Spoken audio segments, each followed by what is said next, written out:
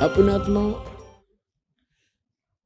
अब आपके मन में ये आएगा कि पिताजी तो जानी जान थे, उन्होंने तो हमें नहीं आने देना चाहिए था यहाँ पर। पुण्यात्मा, हम इतनी प्रबल इच्छा होगी हमारी, डटे नहीं डटे।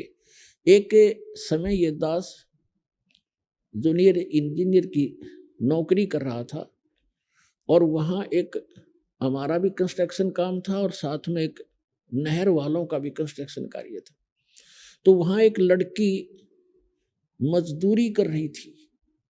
दोपहर के समय वृक्ष के नीचे मजदूर भी बैठे थे, हम भी वहाँ बैठे थे, हम भी अपना खाना ले गए थे, वो खा रहे थे, वो बच्चे भी, वो मजदूर भी खाना खुना खा रहे थे।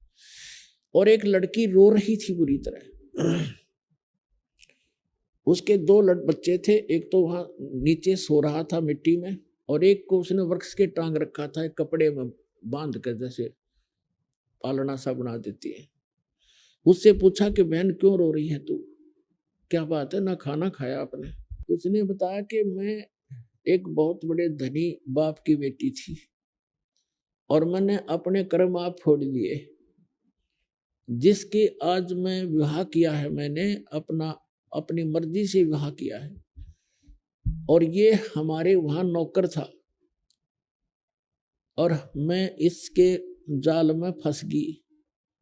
मेरे माता पिता ने मुझे खूब समझाया, बेटा बहुत दुख पावेगी और हम ब्याह ही तो करना है, हम कर देंगे, तेरा अच्छी तरह करेंगे, अपनी देख रेख में रखेंगे।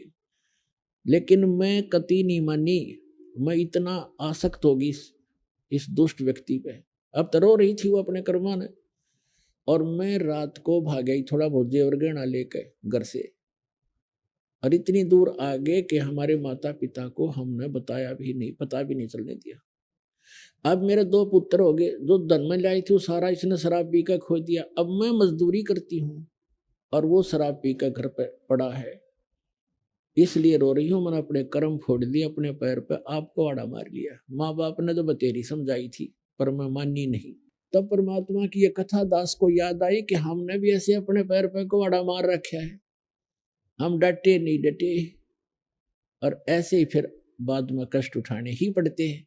अब वो दयालु उस पिता से भी दयालु है, अब कह रहा है बेटे बच्चों तुम फिर आ जाओ यहाँ पर, हमें फिर वापस आने का एक तरीका बता रहा है। तो अब जो प्रसंग चल रहा है उसको पूरा करते हैं। उसके बाद क्या हुआ, अब इन तीनों का विवाह करना कंपलसरी था। दुर्गा ने अपने वचन से तीन पुत्री उत्पन्न की, आकाशवाणी की, फिर उस काल ने उसने प्रतिज्ञा कर रखी है कि मैं कभी किसी के समक्ष नहीं आऊंगा। पर पुण्यात्मा, आप ये ना समझना कि दास ने ये सदग्रंथ पढ़ के थोड़ी बहुत अटकलबाजी ला रखी है। 600 वर्ष पहले परमात्मा ने ये वाणी लिखी हुई है जो दास आपके रूबरू करेगा और आज हमारे सदग्रंथों में प्रमाण है जिसको आज तक हमारे धर्म गुरु नहीं बता सके। श्रीमद् भगवत गीता अध्याय नंबर 7 के श्लोक 24 और 25 में ये गीता ज्ञानदाता यही ये काल है, हमेशा ये गुप्त रहता है। गीता अध्याय नंबर 4 के श्लोक नंबर 9 में कहता है कि मेरे जन्म और कर्म अलौकिक हैं, अद्भुत हैं। तो कहने का भाव ये है, अब ये क्या बता रहा है 7वें अध्याय के 24-25 श्लोक में गीता जी के, कि मैं अपनी योग माया से छुपा रहता हूं, ये मेरा घटिया और अटल नियम है। मैं कभी किसी के समक्ष अपने वास्तविक रूप में नहीं आता। और ये जन समुदाय अबुद्ध यानी बेबुद्धि के, मंदबुद्धि के लोग मुझे कृष्ण मान रहे होंगे। अर्जुन मैं कृष्ण नहीं हूं, श्री कृष्ण में बोल रहा था वो प्रेत की तरफ, ज्योत निरंजन ये काल। वो कहता है कि मैं ये मेरा घटिया अटल नियम है, अनुतम अवय, ये अटल नियम है मेरा, अनुतम माने घटिया, कि मैं कभी किसी के समक्ष नहीं आता। तो इसने प्रतिज्ञा कर रखी है, परमात्मा ने 600 वर्ष पहले बताया था, सदग्रंथों में हमने अब पाया है ये लिखा हुआ। जब ये बुद्धि काम की परमात्मा कबीर जी की दया से वो सदग्रंथ समझ में आए हैं।